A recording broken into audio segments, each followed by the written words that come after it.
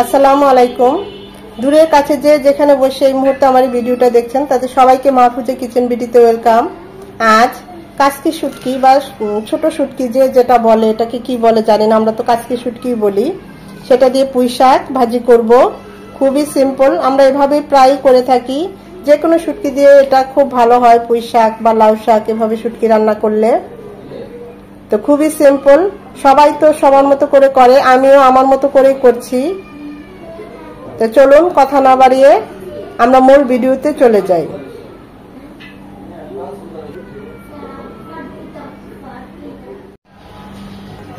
কাসকি শুটকি, আমরা তো এটাকে কাসকি শুটকি বলি। এই শুটকি দিয়ে পুঁই শাক রান্না করব। তো দেখতেই পাচ্ছেন, এখন শুটকিটাকে একটু টেলে নেব। এখানে 1 কাপ শুটকি আছে।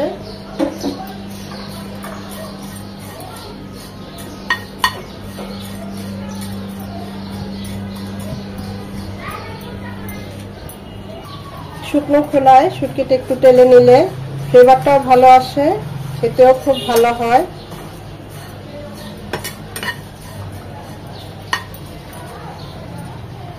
চার থেকে 5 মিনিট একটু নেড়ে চেড়ে এভাবে ভালোভাবে ভেজে নিতে হবে। আবার খেয়াল রাখতে হবে নিচে যেন পুড়ে না যায় শুটকিগুলো, তাহলে কিন্তু খেতে ভালো লাগবে না।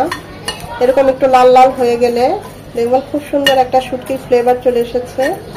আর শুটকিগুলো লাল লাল হয়ে এসেছে, তখনই বুঝবো যে আমাদের শুটকিগুলো ভাজা হয়ে গিয়েছে।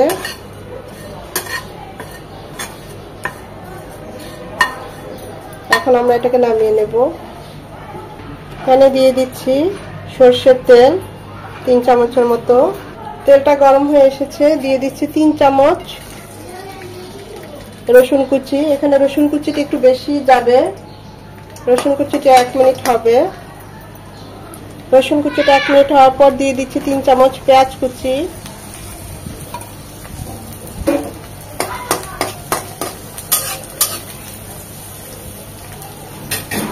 দিয়ে দেব 3-4টা শুকনো মরিচ, একটু ভেঙে দেব যেন ঝালটা বের হয়ে আসে।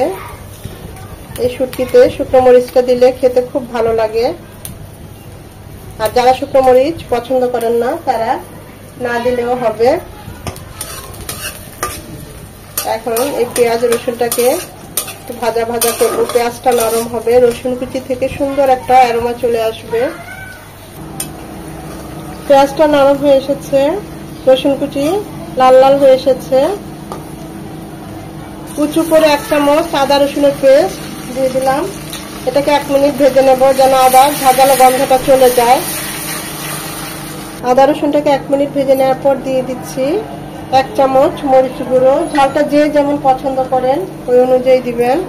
দিয়ে দিচ্ছি 1 চামচ ভাজা জিরে গুঁড়ো। সামান্য একটু পানি দিয়ে মশলাগুলো কষিয়ে নেব। মশলাগুলো নিচেও লেগে যাবে না। আবার মশলা পাবো। এখানে আমি হলুদ গুঁড়ো দিলাম না, আপনারা চাইলে দিতে পারেন। যেহেতু পুঁই শাক দিয়ে শুটকি রান্না করব, তাই হলুদ গুঁড়োটা দিলাম না।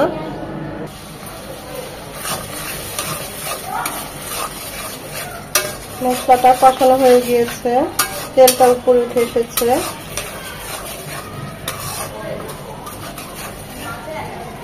শুটকিগুলো ভালোভাবে টেলে খুব ভালোভাবে ধুয়ে নিয়েছি, পানিটা ছড়িয়ে নিয়েছি। 4 থেকে 5 বার ধুয়েছি, কারণ বাজারের শুটকি যে কোনো দোকান থেকে আনি না কেন অনেক বালু থাকে। তাই যখনই শুটকি ধুবো বা আপনারাও ধুবেন, খুব ভালোভাবে কচলিয়ে ধুতে হবে। এখন শুটকিগুলো মশলার সাথে কষিয়ে নেব।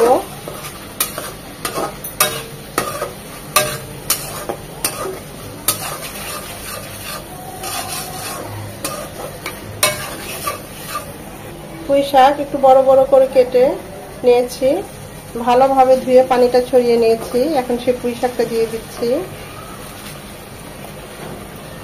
প্রথমে হাফটা দেব। শুটকিগুলো উল্টিয়ে পাল্টিয়ে নেব, তা না হলে শুটকিগুলো নিচে লেগে যাবে। আর সবগুলো একসাথে দিলে এইভাবে নাড়া যেত না, তাই অল্প করে দিয়ে ভালোভাবে উল্টিয়ে পাল্টিয়ে নেড়ে চেড়ে মিশিয়ে নিয়ে তারপর বাকিটা দিব।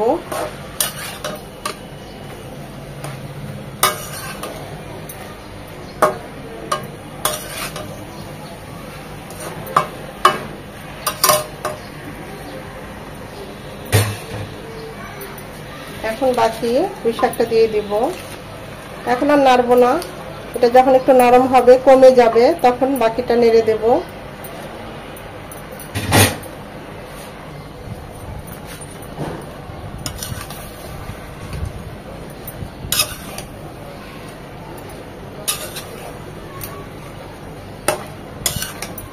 শাকের থেকে কিছুটা পানি ছাড়বে।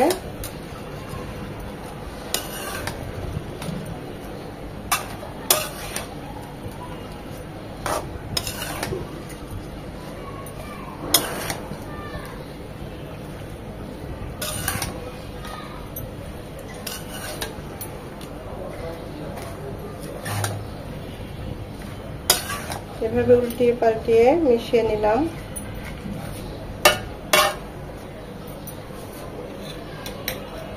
দিয়ে দিব স্বাদ মতো লবণ, যেহেতু শাক তাই লবণটা খুব বুঝে দিতে হবে। দিয়ে দিচ্ছি কাঁচামরিচ, মাঝখানে কেটে দিয়েছি 4টা।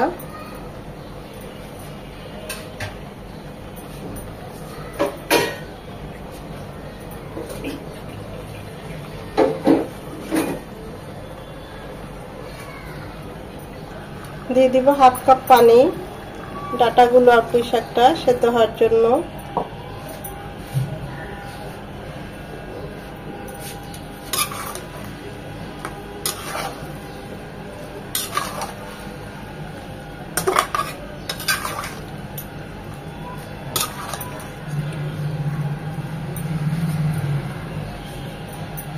এখন এটা 5 মিনিটের জন্য ঢাকা দিয়ে রাখবো।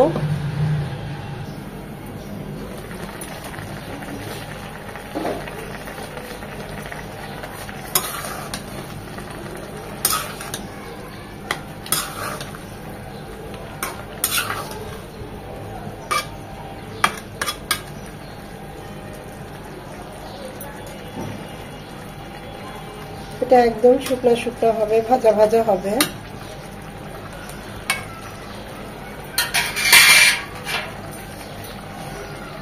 এখন আর ঢাকবো না, এমনি পানিটা শুকিয়ে নেব নেড়ে চেড়ে কিছুক্ষণ পর।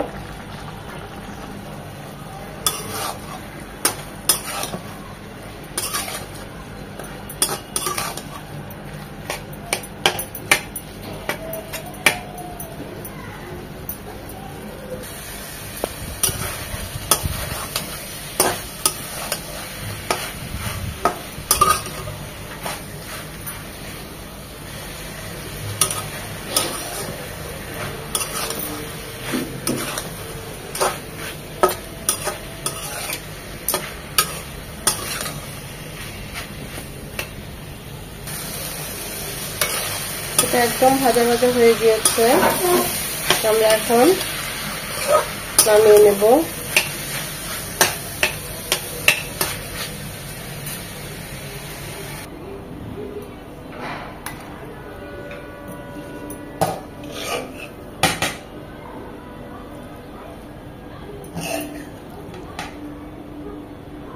গরম গরম ভাত দিয়ে খুবই ভালো লাগবে।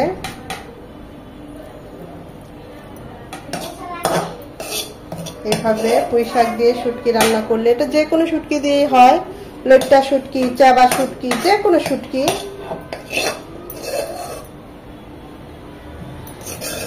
দেখতেই পাচ্ছেন কতটা মজার হয়েছে, দেখেই বোঝা যাচ্ছে।